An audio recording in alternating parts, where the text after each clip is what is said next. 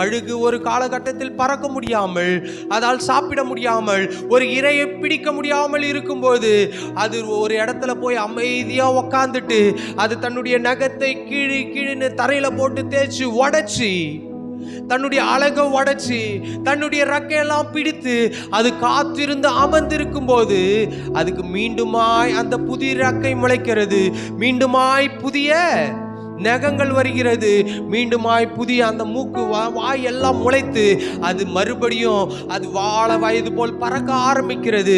உங்களுடைய வாழ்க்கையிலும் என்னுடைய வாழ்க்கையிலும் ஆண்டவர் சொல்றாரு, கழுகுக்கு சமானமாய் உன் வயதை வாழ வயதை போல மாற்றுவேன். உனக்கு நான் பலனை கொடுப்பேன், உனக்கு நான் ஆரோக்கியத்தை கொடுப்பேன், உன்னை நான் உயர பறக்க செய்வேன்.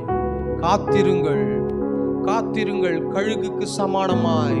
கழுகை குறித்து நீங்க வாசிப்பீர்களானா இதுதான் அதோடைய சரித்திரம். போய் அமர்ந்துரும், ஓரமா உக்காந்துரும்,